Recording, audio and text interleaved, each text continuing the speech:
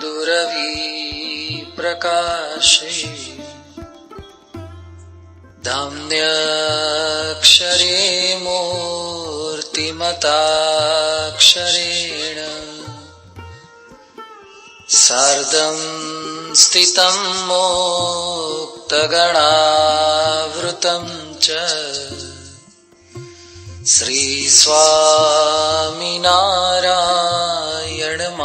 श्रीस्वामिनारायणमानमामि। लोकाविरामं रणरङ्गधीरं राजीवनेत्रं रघुवंशनाथं कारुण्यरूपं करुणाकरं तं श्रीरामचन्द्रं शरणं प्रपद्ये। मनोजवं मारुततुल्यवेगं जितेन्द्रियं बुद्धिमतां वरिष्ठं वातात्मजं वानरयोद्धमुख्यं श्रीरामदूतं शरणं प्रपद्ये। यत्पादरेणौ हरिकृष्णवाञ्छा यद्दुःखदाने हरिकृष्णभीति यद्दर्शने च हरिकृष्णवाञ्छा तदक्षरं श्री प्रमुखं नमामि। सिया राम मैं सब जग जानी करऊं प्रणाम जोरी जुग पानी। श्री स्वामीनारायण भगवान की जय। अक्षर पुरुषोत्तम महाराज की जय। गुणातीतानंद स्वामी महाराज की जय। सियावर रामचंद्र भगवान की जय। राधा कृष्ण देव की जय। उमापति महादेव की जय। उमिया मात की जय। भगत जी महाराज की जय। शास्त्री जी महाराज की जय। योगी जी महाराज की जय। प्रगट गुरु हरि प्रमुख स्वामी महाराज की जय। અમેરિકાની અંદર ન્યુયોર્ક નામે એક શહેર છે. ન્યુયોર્કની અંદર ન્યૂ બ્રોન્ક્સ નામે એક વિસ્તાર છે અને ત્યાં એક પ્રાણી સંગ્રહાલય આવેલું છે, ઝૂ. માણસ માત્ર જીવનમાં કદાચ એકાદ વખત તો આવા પ્રાણીઓને, પશુઓને ક્યાંક ખુલ્લામાં, જંગલમાં અથવા તો આવા ઝૂની અંદર, સંગ્રહાલયમાં જોતો હોય છે. બાળકો પોતાના મિત્રો સાથે, સ્કૂલના પાર્ટનર સાથે પણ ક્યારેક આવું જોવા માટે જતા હોય. આ પ્રાણી સંગ્રહાલયમાં જેવા પ્રવેશ કરીએ, અલગ અલગ પશુ પક્ષીઓ સમગ્ર વિશ્વના ત્યાં રાખવામાં આવ્યા છે. ધારો કે સિંહ રાખ્યો હોય તો ત્યાં બોર્ડ લગાવવામાં આવ્યું છે, lion from the Africa, what it height, weight, એ બધું લખેલું છે. અલગ અલગ પશુ પક્ષી આગળ દરેક જગ્યાએ આવા કેપ્શન, સાઇન બોર્ડ લગાવેલા છે. માણસ આ જોતો જોતો જાય, રાજી થાય. કેટલાક કાંકરી ચાળો કરતા જાય, કેટલાક પૂંછડું બહાર નીકળતું હોય તો ખેંચતા પણ જાય. ઘણી વાર આ બધું જોઈએ ત્યારે આપણને લાગે કે પાંજરાની અંદર છે પશુ છે કે બહાર છે પશુ છે. બધું ચેક કરતા કરતા જતા હોય. અમદાવાદમાં પ્રાણી સંગ્રહાલયમાં જાઓ તો ત્યાં ચિમ્પાન્જી બેઠા હોય છે. અને તમે એને કેળું આપો ને તો ચિંપાંજી ના પાડે. કેમ ના પાડે? શું કરે? ચિંપાંજી આમ સાઈન કરે છે કે કેળા ખાવાના જમાના ગયા, હવે સિગરેટ આપો. માણસ પોતે તો બગડે છે પણ વાંદરાઓને બગાડે છે. આ ચિંપાંજીને સિગારેટની લતે માણસોએ ચડાઈ દીધો. આ ધંધા શીખ્યા આપણે. ત્યાંથી પછી આગળ નીકળવા જાઓ તો એક મોટી સાઈઝનો અરીસો આવે છે. અરીસો તો દરેકને ગમે. આ સભામાં બેઠેલા કેટલાક પોતાના ખિસ્સામાં કાસકો રાખતા હશે, કેટલાક બહુ શુરવીર હોય તો અરીસોય રાખતા હોય ઘડીએ ઘડીએ વાળ સેટ કરવા માટે. અને એમાં આ તો મોટી સાઈઝનો અરીસો. દિવસ દરમિયાન જોજો અરીસા આગળ માણસ છે ને આમ ગાંડો ગેલો થઈ જાય. માણસ બે જગ્યાએ ગાંડો થાય, એક પોતાના છોકરા આગળ ને બીજું અરીસા આગળ. છોકરાને રમાડે ત્યારે ભૂલી જાય કે હું કોલેજનો પ્રોફેસર છું કે હું ડોક્ટર છું. એ નાનકડો બાળક જેવો થઈ જાય, પોતે ઘોડાગાડી કરે ને છોકરાને પીઠ પર ચડાવે. માણસ બાળક જેવો બની જાય છે અને એક અરીસા સમક્ષ એ પણ નાનકડો બની જાય છે. અરીસો ખૂબ ગમે. સુરેશ દલાલે લખ્યું છે, કાંસકીને દર્પણ થયા યુવાનોની અર્પણ. બસ હવે તો ચોળીને ચણિયા તણા શણગાર બાકી છે. શીર પર વાળના પટિયા, કાનમાં બુટિયા, બસ હવે તો નાજુક પગે ઝાંઝર તણા જણકાર બાકી છે. બધું કરી લીધું. બુટિયા પહેરવા લાગ્યા, પટિયા પાડવા લાગ્યા. અરીસો ખૂબ ગમે માણસ માત્ર ને. અરીસો ખૂબ ગમે. અહીંયા અરીસો જોયો એટલે કેટલાક વાળ સેટ કરવા લાગ્યા, કોલર સેટ કર્યો, ઇન સેટ કર્યો, કેટલાકે બૂટના મોજા દોરી બોરી સેટ કરી, 180 ડિગ્રી ફરી ગયા, આગળ પાછળ સેટ કર્યું. ખુશ થઈ ગયા અરીસો જોઈને. પણ અરીસામાં નીચે એક વાક્ય લખેલું વાંચ્યું અને માણસ ઉદાસ થઈ ગયો. What was that sentence? Message શું હતો? નીચે એક વાક્ય લખેલું, તો now you are looking at the most ferocious animal of the world. તમે અત્યારે વિશ્વના સૌથી જંગલીમાં જંગલી પ્રાણીને જોઈ રહ્યા છો. કોને જોતા હતા? પોતાની જાતને. અને નીચે લખ્યું કે વિશ્વના જંગલીમાં જંગલી પ્રાણી જોઈ રહ્યા છે. એટલે માણસને પ્રશ્ન થયો. એને પૂછ્યું વ્યવસ્થાપકોને કે અમને જંગલી કેમ કહો છો? આટલા સુટેડ બુટેડ આવ્યા છીએ, પૈસા ડોલર ખર્ચીને આવ્યા, ગામ આખામાં મારું નામ છે, અમારા ભવ્ય બંગલા છે, અને અમને જંગલીમાં જંગલી પ્રાણી કેમ કહો છો? તો વ્યવસ્થાપક બોલ્યા કે એની નીચેનું બીજું એક વાક્ય વાંચો. નીચે બીજું એક વાક્ય લખ્યું છે, because man who kills its own kind. માણસ પોતાની જાતને મારે છે. આજે જે શિયાળને આપણે લુચ્ચું કહીએ છીએ, એ શિયાળ ક્યારે દૂધમાં ભેળસેળ કરીને વેચતું નથી જે માણસ કરે છે. જે સિંહને કે વાઘને આપણે ક્રૂર કહીએ છીએ, એ વાઘ 2-5 હજાર રૂપિયાની સોપારી લઈ અને બીજા વાઘનું મર્ડર નથી કરાવતો, એ માણસ કરાવવા લાગ્યો છે. કોઈ દિવસ તમે જોયું કે કૂતરાએ કૂતરાની કરેલી હત્યા ઝઘડતા જોશો તમે? કદાચ થોડા ઘણા બચકા ભરતા પણ જોયા હશે. પણ એક કૂતરાએ કૂતરાનું કરાવેલું મર્ડર એ નહીં જોવા મળે. એ માણસ કરવા લાગ્યો. શાસ્ત્રોમાં લખ્યું, દુર્લભ માનુષ્ય દેહો દેહિનામ ક્ષણભંગુર. કરોડો જન્મ પ્રાપ્ત કર્યા પછી આ મનુષ્ય જન્મ પ્રાપ્ત થાય, છતાં પણ માણસ આ મનુષ્ય દેહ કરીને કરે છે શું? ભેળસેળ, દગા પ્રપંચ. સતત સમાજની અંદર જેટલું કઈ વિશ્વની અંદર સારું જોઈ રહ્યા છે, એ પણ માણસે આપ્યું છે. એ બાબતે સ્વીકાર કરવો જોઈએ કે જેટલી કઈ સુખ સગવડના સાધનો આપણે ભોગવી રહ્યા છે, it's all because of human kind. અને જેટલી કઈ તકલીફ આપણને પડે છે, એ પણ માણસને લીધે છે. માણસને લીધે જ તકલીફ પડે છે. પેરેલલ આ ચાલી રહ્યું છે. શું કરી રહ્યો છે માણસ?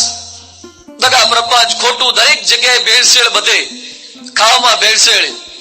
મરીમાં પપૈયાના બિયા નાખે છે. બોલો, એટલે મરી આવે આપણા મસાલાના તેજાના, એમાં પપૈયાના બિયા નાખે. મરચાની ભૂકીની અંદર લાકડાનો વેર કરીને નાખે. તેલમાં ભેળસેળ, ઘીમાં ભેળસેળ. અરે ભેળસેળનું એક ક્ષેત્ર બાકી રાખ્યું નથી. ભોપાલની અંદર થોડાક વર્ષ પહેલા એક સ્કૂલમાંથી પ્રવાસ ગયેલો. વિદ્યાર્થીને પેટમાં થોડોક દુખાવો થયો, એટલે સ્કૂલના સાહેબ ફર્સ્ટ એઇડ બોક્સ રાખતા હોય, એમાંથી એક ટેબ્લેટ આપી. છતાં દુખાવો ઘટ્યો નહીં પણ વધ્યો. ઘરે લાવવામાં આવ્યા. ઘરેના બાપુજીએ ટેબ્લેટ રાખી હતી, એ પાછી આપી. ફરતી એ ટેબ્લેટ આપી તોય દુખાવો વધ્યો, હોસ્પિટલાઇઝ કર્યો, સિરિયસ થઈ ગયો, હિમોગ્લોબિન ડાઉન થઈ ગયો. ડોક્ટર કે કઈ ટેબ્લેટ આપી હતી? એના બાપુજીએ બતાવી કે 8 કેપ્સ્યુલ આપતા હતા. કેપ્સ્યુલ ખોલી તો કેપ્સ્યુલની અંદર કેમિકલ હોવું જોઈએ, પાવડર હોવો જોઈએ જે યુઝફુલ થાય એવો. અંદરથી ચોકનો ભૂકો, ચૂનો, કાથો, રેતી, માટી એનું મિક્સચર નીકળ્યું. તપાસ કરી, દિલ્હીની ઝૂંપડપટ્ટીની અંદર દવાઓ બનાવવાનું એક કારખાનું નહીં, ગૃહ ઉદ્યોગ બહેરાઓ બેઠા બેઠા કરતા હતા.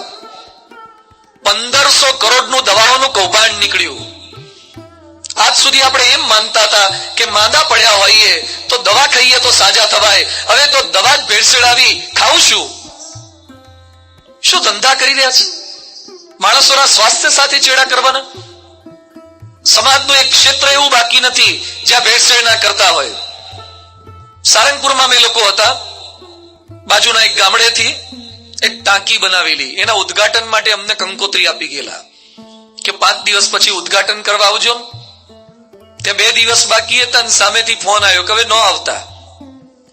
અમને એમ થઈ કોઈક બીજાને હોદી લીધા લાગે છે. એટલે પૂછ્યું કેમ ન આવતા? આવું કોકને બોલાયા હોય ને કોઈ ના પાડે ખરા? તો કેમ ન આવતા? એ કે સ્વામી હેઠી પડી ગઈ. ઉદ્ઘાટન પહેલા ટાંકા હેઠા પડી જાય, ઉદ્ઘાટન પહેલા કેટલાક પુલ હેઠા પડી જાય છે. કયા પ્રકારની રેતી વાપરો, શું સિમેન્ટ વાપરો છો, શું ધંધા કરો છો એન્જિનિયરો થઈને?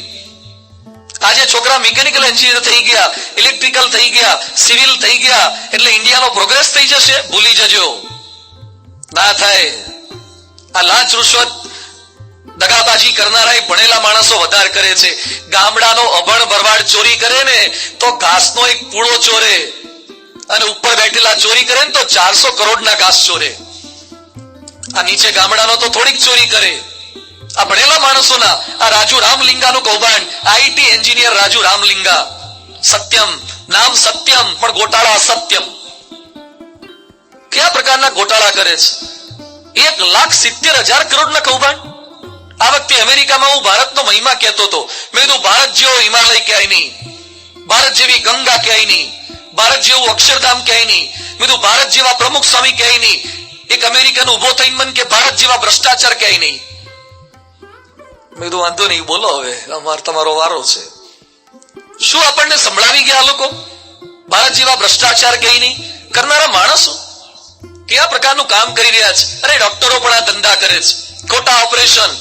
અરે કિડનીની તકલીફ જ ના હોય, એપેન્ડિક્સ ના હોય અને ચીરી નાખે છે. અમદાવાદમાં આપણા એક હરિભક્ત ચેકિંગ કરવા માટે ગયા, કશો દુખાવો ના હોય, અત્યારે પેકેજ બહાર પડે છે. મોટી મોટી જેટલી હોસ્પિટલો છે ને એની અંદર ડોક્ટરને કરોડો રૂપિયાનો સેલરી આપે ને એમ કહેવામાં આવે છે કે 1 મહિનામાં તમારે છે ને 30 બાયપાસ તો ઓછામાં ઓછી કરવાની જ. ક્યાંથી કરવાની? ના થતી હોય તોય કરવાની. કહી દેવાનું તમારે બાયપાસ ની જરૂર છે. આપણા એક ભાઈ અમદાવાદમાં મોટી હોસ્પિટલમાં હોસ્પિટલાઇઝ કર્યા, ગરીબ માણસ, જ્યાં ત્યાંથી પૈસા ભેગા કરીને બાયપાસ માટેનો ખર્ચો આપ્યો. ડોક્ટર થોડીક વાર પછી ઓપરેશન થિયેટરમાંથી બહાર આવ્યા અને શું કહે છે કે મેં છાતી ચીરી, પેલા 2 બ્લોક દેખાતા હતા, હવે બીજા 3 એક્સ્ટ્રા દેખાયા છે. જો 3 બીજાનું કરવું હશે તો બીજા 2 લાખ થશે. તમે કહેતા હોય તો 2 નું કરીએ, નહીં તો બાકીના 3 ને એમને મૂકી દઈએ. શું ધંધા કરો છો તમે?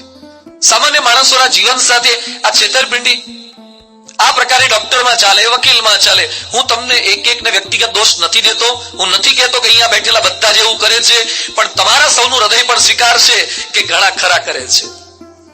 બધી જગ્યાએ આ ચાલી રહ્યું છે. ખાલી રાજકારણમાં જ નહીં, વિશ્વના પ્રત્યેક ક્ષેત્રમાં. હું અમારી જાતને બાકી નથી રાખતો, અમારામાં ભેળસેળ છે, સાધુમાં ભેળસેળ છે.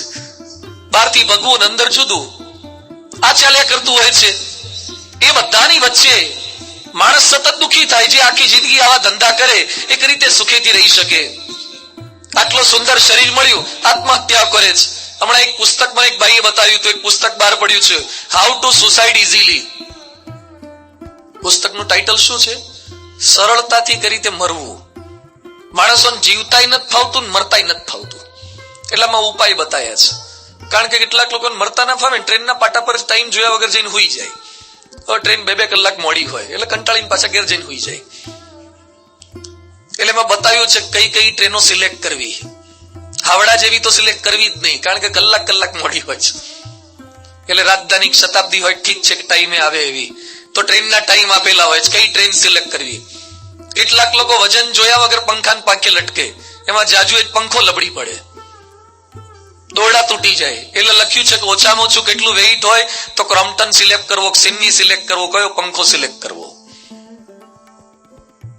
માણસો બિલ્ડિંગ પરથી પડે, ઉપરથી 5મા માળે, જોયા વગર પડે, એમાં નીચે જતો હોય એના પર પડે, બિચારો પેલા હડકા ખોખરા થઈ જાય અને પોતે બચી જાય.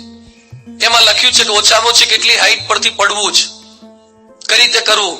કેટલાક કંપની દવામાંથી ઝેર લાવે, ઘઉંમાં નાખવાની દવા ના બધું લાવે, એમાં દવાઓ પાછી ભેળસેળ વાળી આવે, એમાં બચી જાય પાછા. એટલે એમાં ઉપાય બતાવ્યા છે.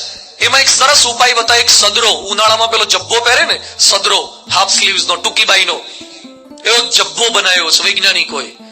ઘણી વાર આ તો આત્મહત્યા કરો, આખા ભારતમાં નહીં વિશ્વમાં રોજના છે ને મરવાનો વિચાર તો લાખો કરતા હશે, અને એમાંથી પ્રેક્ટિકલ કરનારા એ તો હજારોમાં હોય, અને એમાં સફળ થનારા તો 100 આદિકમાં ઘણા એટલા જ હોય. અહીંયા બેઠેલા એને ઘણાને વિચાર આવી ગયો છે કે આના કરતા મરી જવું સારું, પણ થોડીક વાર પછી પાછા એઝ ઇટ ઇઝ થઈ જવાય છે. ના ના કે હાલ તો નહીં, પછી ધીમે ધીમે ટાઈમ થાય ત્યારે મરવાનું, અત્યારે નહીં. વિચાર કરાય પણ પછી એના આચારમાં મૂકવું અતિશય અઘરું છે.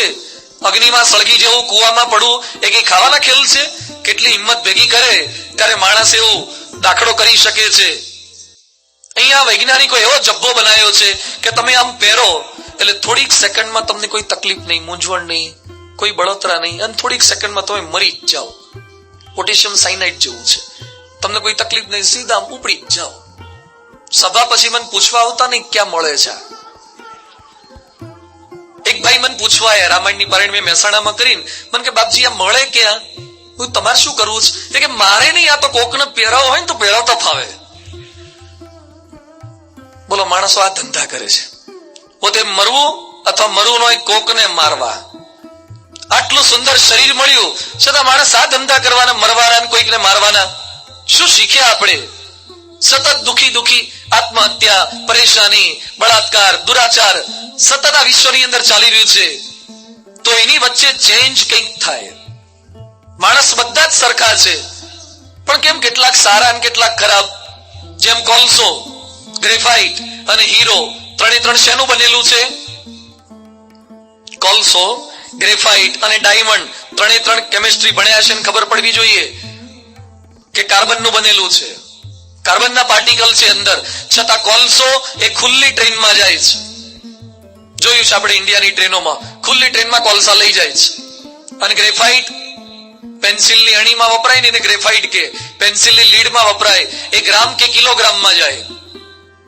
અને ડાયમંડ, હીરા ખુલ્લી ટ્રેનમાં મોકલાય. આપણે ઘણા કોલસા ઉતાર લે, ટ્રેન ધીમી પડે ત્યાં. પણ ડાયમંડ ને ઇન પોકેટમાં, સુરત વાળા હોય ને અમુક હીરાના હશે અહીંયા તળિયા પેલ મથાળા વાળા, એ અંદર ઇન પોકેટમાં નાખે છે, અંદર સંતાડીને લઈ જાય. સાંજ પડે કચરો વાળે તો એને ગરણીથી આમ કરે. કેમ ભાઈ? હીરાને નાખો ને. ના, ત્રણે કાર્બનના બનેલા, છતાં ઉપયોગ અલગ, એની ગુણવત્તા અલગ, એની મૂલ્ય અલગ. કેમ? કારણ કે કોઈકમાં પેન્ટાગોનલ, કોઈકમાં હેક્ઝાગોનલ, કોઈકમાં એમોર્ફસ. અંદરની ગોઠવણ બદલાઈ જાય, તમારી કિંમત બદલાઈ જાય. જેમ દરેકના ઘરની અંદર ગોળ, લોટ, ઘી, મરચું, મીઠું, બધું રાશન લગભગ આપણા બધાને ઘેર સરખું જ હોય છે. છતાં અમુકના ઘરે સુખડી બનાવે ને એટલી સરસ થાય ને, આમ હોઠે અડાડે ને સુખડી તૂટી જાય. સુખડી લગભગ બધાને ઘેર થતી હશે. સુખડી એટલી સોફ્ટ બને ને, આમ પોચી હોય, આમ હોઠે અડાડો તરત તૂટી જાય. અને અમુકના ઘરની સુખડી અમારે ત્યાં આવે ને એટલે અમારે બાજુવાળાને પકડાવી પડે. પકડો ને ત્યારે માંડ તૂટે જ, બે ભેગા થાય ત્યારે. અમુક વાર ચપ્પા લેવા પડે ત્યારે કપાય છે. કેમ? ગોળ ખરાબ આવ્યો તો. ગોળ ખરાબ નહીં, બનાવવામાં બાફે છે. ઘણા અનુભવ થતો હશે ઘરવાળાનો આવો, કે બધું જ ઘરમાં રાશન હોય, બનાવતા નથી આવડતું. એમ ભગવાન દરેકને જીવન સરખું આપે છે, પણ જીવતા નથી આવડતું. પ્રોબ્લેમ ત્યાં છે. કેટલાક સારા ને કેટલાક ખરાબ, કેટલાક લાયક ને કેટલાક નાલાયક, કેટલાક આવે તો રાજી થવાય ને કેટલાક જાય તો રાજી થવાય. ફૂલ ગયું ને ફોરમ ગઈ. બીજા કેટલાક કેવા હોય, ઝાડ ગયું ને જગ્યા થઈ. કેટલાક આવા હોય છે. આપણે નક્કી કરવાનું છે કે આપણે કેવા બનવું છે. આદર્શ માનવ કોને કહી શકાય? આપણે ભગવાન નથી થવાનું, આપણે ભક્ત થવાનું છે. પરંતુ ભગવાન આ પૃથ્વી પર આવ્યા આપણને ભક્ત થતા શીખવા માટે. રામચરિત માનસના આધારે એક આદર્શ માનવ કોને કહી શકાય? રામ ભગવાન પોતાના જીવન દ્વારા, જીવન ચરિત્ર દ્વારા આપણને શીખવી રહ્યા છે. માનવ મનની તમામ મર્યાદાઓને સમજીને એક માનવીના જીવનમાં આવતી તમામ આપત્તિઓ એને પોતે સ્વીકાર કરીને એ આપત્તિઓની વચ્ચેથી કઈ રીતે રસ્તો કાઢી શકાય એવું માર્ગદર્શન રામચંદ્ર ભગવાને આપણને સતત આપ્યું છે. છેલ્લા 5 દિવસથી રામચરિતમાનસની કથાની અંદર રામચંદ્ર ભગવાનના જન્મથી વનગમન સુધીના ચરિત્રોની વાતો આપણે સાંભળી રહ્યા છીએ. ગઈકાલે થોડીક વાત કરી હતી. રામ ભગવાનને જંગલમાં જવાની આજ્ઞા થઈ. રામ તૈયાર થયા, સીતા તૈયાર થયા, લક્ષ્મણ તૈયાર થયા. 3 જણા જંગલમાં જવા નીકળી ગયા. અયોધ્યાના લોકો એમ બોલ્યા કે અમારે પણ તમારી સાથે આવવું છે. રામે નામ પાડી, છતાં પણ કે ના, અમારે આવવું છે. ભેગા આવી ગયા અને રસ્તાની અંદર રાત્રિ વિસામો કર્યો, ત્યાં સુઈ ગયા અને રામ નીકળી ગયા. કાલે પણ મેં વાત કરી હતી કે પ્રાપ્તિ થવી તો સારી છે, પણ પ્રાપ્તિ થયા પછી એને જાળવવી એ વધારે અઘરી છે. ભગવાન મળ્યા પછી એને સાચવવા પડે, એને જાળવી રાખવું પડે. તમારી અંદર જે સદગુણો હોય એને જાળવી રાખવા પડે. જેની પાસે કઈ ના હોય એને શું લૂંટાવાની બીક હોય? અમારા ગુરુ બ્રહ્મ સ્વરૂપ યોગીજી મહારાજ એક દ્રષ્ટાંત આપતા. 2 બાવા હતા, ભીમદાન ખીમદા. એક બાવાનું નામ ભીમદાન, બીજો ખીમદા. 2 નાગડા બાવા. જેવા જન્મ્યા હતા ને એવા જ આખી જિંદગી રહ્યા. બર્થડે ડ્રેસમાં જ ફરતા હતા, દિગંબર. એકવાર ઝૂંપડામાં હુતા હતા, ચોર આયા અને ચોર બધું ફંફોસતા હતા. તે પેલા બાવાઓ કે દિવસે અમને નથી મળતું, તને રાતે કેમનું મળશે? કઈ હોય તો આરા તને મળે ને. એટલે ચોરને એમ કે આને કઈ ખિસ્સામાં મૂક્યું હશે.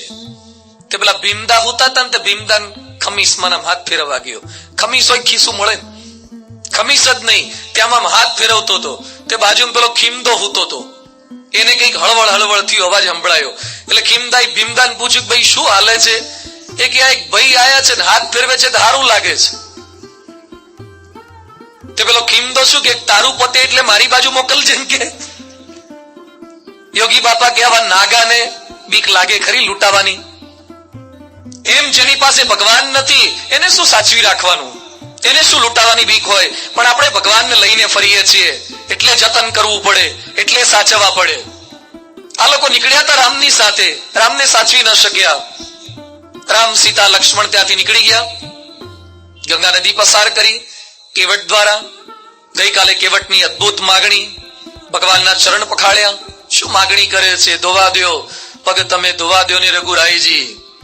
તમારી ચરણ રજ પડશે તો શીલામાંથી અહલ્યા થઈ ગઈ હતી. મારા ઘરમાં એક સ્ત્રી તો છે જ, અને આ ચરણ રજથી નાવ પણ જો સ્ત્રી થઈ જાય તો મારું ભરણ પોષણ કેમનું કરવું? ધોવા દ્યો રઘુરાય, તમારા પગ ધોવા દ્યો ને રઘુરાય. ભગવાનને ઓળખી ગયો, ભગવાનની સેવા કરી, કોઈ લૌકિક માગણી ન કરી ભગવાન પાસે. રામાયણનું લેસન આ છે, સતત ભગવાન પાસે લૌકિક માગ ન કરવું. ઘણું આપ્યું છે આપણને, હવે એમ કેવું બીજાને આપો. આજે જ હમણાં એક બાઈને ઘરે અમે જમવા ગયા ને, બાપુજીને પૂછ્યું, મને કે અમારે જેટલું જોઈતું તેના કરતા 10 ગણું ભગવાને આપી દીધું છે. હવે ભગવાનને હું એમ કહું છું કે ભગવાન અમને ઘણું આપ્યું, જેને નથી આપ્યું ને એને આપો. આ અદ્ભુત વિચાર છે. અહીંયા જેટલા તમે બેઠા છો ને, તમારી જેટલી ઈચ્છા હતી એના કરતા વધારે મળી ગયું છે ને. હવે ભગવાનને એમ કહી દો કે અમારી બાજુનો જે નળ છે ને બંધ કરી દો, અને બીજા જે લોકો જેને પાણી પીવાનું નથી મળતું, અમારા ઘરે સ્વિમિંગ પુલ ભરાઈ ગયા છે, હવે જેને પીવાનું પાણી નથી મળતું એને આપો. એક વાર તો બોલો આવું ભગવાન આગળ કે ભગવાન અમારે નથી જોઈતું, હવે જેને કાંઈ નથી એને આપો. અમે 3 ટાઈમ પીઝા, પાસ્તા અને રોટલી, દાળ ભાત, શાક અને મોગા બાવાની કેરીઓનો રસ પીએ છીએ. રોજ જયારે આપણે જમવા બેસીએ ઉનાળાની સિઝનમાં અને આપણી થાળીમાં વાડકીમાં રસ આવે ત્યારે એકાદ વાર વાક્ય તો બોલજો કે ભગવાન અમે રોજ ખાઈએ છીએ. કેટલાક એવા છે જેને આખા ઉનાળામાં એકાદ વાર પણ ન મળતો હોય તો ભગવાન એમને કોકને આપજો. અને ખાલી ભગવાન આપજો એવું નહીં, ભગવાન મને આપ્યો છે તો હું આપું. કેટલાક મારી વાતો સાંભળીને બહુ ડાયા હોય, ભગવાનને કે ના ભગવાન આપો ને, તો ભગવાન એનામાંથી આપે, તું તારામાં થોડું કાઢી ના લે, તને જે આપ્યું છે એમાંથી આપને. યોગીજી મહારાજ આવા પુરુષ હતા, પોતાનામાંથી કંઈક આપવું. યોગીજી મહારાજ અમારે ધક્કુ સ્વામી આવ્યા ભાદરાથી, રાજકોટથી ભાદરા જતા ડાંગરા રસ્તામાં આવે. આપવામાં આનંદ છે, સમર્પણમાં આનંદ છે. રામાયણ આ શીખવે છે, બીજા માટે ઘસાઓ. ઉનાળાની સીઝન, ઉનાળાની કેરીનો પહેલો ને છેલ્લો રસ હતો. એ વખતે BAPS સંસ્થા આટલી સમૃદ્ધ નહોતી, થોડા જ સાધુ, પૈસા એ કઈ નહીં, તમારા જેવા કોઈ આપનારા હરિભક્તો નહીં. એમાં કેરીનો રસ આવ્યો હતો, તો કેરીનો રસ ગોળ્યો, કાઢ્યો, ભગવાનને જમાડ્યો. ભક્તો થોડાક હાજર હતા, એમને જમાડ્યા અને છેલ્લે પછી યોગીજી મહારાજ જમવા બેઠા. જ્યાં જમવા બેઠા ત્યાં બહારથી હરિભક્તોએ બૂમ પાડી કે જોગી મહારાજ, અમાર તો હજી જમવાનું બાકી છે. અને જુઓ યોગીજી મહારાજે પોતાના પત્તરમાં કહેતા જમવાના પાત્રમાં પીરસાઈ ગયેલો રસ પાછો તપેલીમાં કાઢી દીધો. પોતે હાથ ધોઈને એમને ખાધા વગર ઉભા થઈ ગયા. અને પછી પેલા હરિભક્તો હતા એ બધાને રસ પીવડાવ્યા પછી બધાની વાસણ ધોયા, પછી માળા ફેરવતા ફેરવતા હસ્તે મુખે બેઠા ભજન કરતા કરતા. હવે આપણે રસ ખાધો હોય તો મોઢું મલકાય, પણ આપણા ભાગનો કોકને દેવો પડે પછી કેમનું મલકાય? આપણો આપી દેવો પછી મલકાય? યોગી બાપાએ કઈ ખાધું નથી. અરે કદાચ છોતરા મળ્યા હોય ને તોય મલકાય.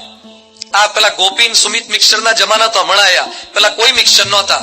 આપણા ઘરમાં મોટું તપેલું લે, પેલું કંતાનનું ટાટિયું મૂકે અને એની મમ્મી લઈને બેહે પેલા કેરીઓ બધું અને ગોળવા માટે. એની મમ્મી ગોળતી હોય ને તો છોકરાઓ કુંડાળું વળીને ગોઠવાઈ ગયા હોય અને રાહ જોતા હોય છોતરું આવે ને ગોટલું આવે. અને એમાં છોતરું આવે ને એમાં ઉપરથી ચૂસવાનું અને નીચેથી કાણું પાડીને ઉપરથી કાઢવાનું પાછું. એની કઈક મજા આવે. યોગીજી મહારાજને ન તો છોતરું મળ્યું ન તો ગોટલો મળ્યો, તો મજા શેની? સમર્પણમાં આનંદ છે, બીજા માટે ઘસાવામાં આનંદ છે. ક્યારેક કોઈકના માટે થોડું ઘસાવો તો ખરા. સભાની અંદર કોકના માટે જગ્યા ના હોય અને કદાચ કોક માણસ આવતો દેખાય તો થોડાક ખસીને પલાટી ટૂંકી કરીને જગ્યા તો આપો.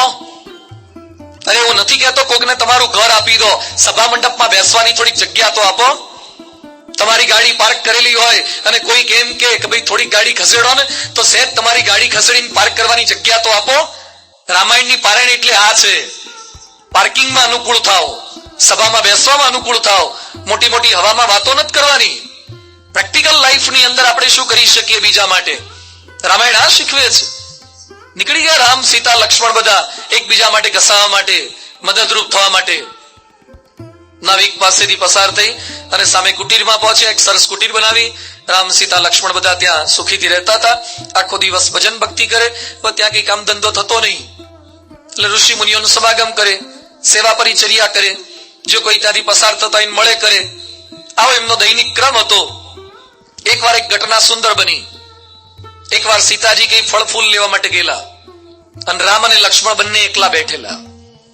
એ સમય રામ લક્ષ્મણને શું પૂછે છે કે લક્ષ્મણ, આપણા ગ્રંથોમાં લખ્યું છે ફલમ દૃષ્ટવા રૂપમ દૃષ્ટવા, કે ફળને જોઈને રૂપને જોઈને કોઈ પણ માણસનું મન થોડું ચલાયમાન તો થાય જ. તમે એમ માનતા હોય કે આપણે તો આમ મોટો અવતાર, અમારું મન તો ચલાયમાન ન થાય, ભૂલી જજો. હા, રોજ હોર્ડિંગ જોજો કરો, તમારું મન પણ ચકળ વકળ થઈ જશે. તમે એમ માનો છો કે કોકના ફોટા જોઈને તમને કઈ ના થાય, ભૂલી જાઓ. હવે કોઈ મોટા ઋષિ મુનિ થઈ ગયા છો? અરે વિશ્વામિત્ર જેવો વિશ્વામિત્ર હલી ગયો તો આપણે ના હલીએ? ડગી જવાય. અહીંયા લખ્યું છે કે ફલમ દૃષ્ટવા રૂપમ દૃષ્ટવા, કોઈ પણ માણસનું મન ચલાયમાન થાય. લક્ષ્મણ, તું છેલ્લા કેટલાય વખતથી અમારી ભેગો રહ્યો છે. ક્યારેક તો હું બહારગામ ગયેલો હોઉં છું, તું સીતા બે એકલા જ હોય છે.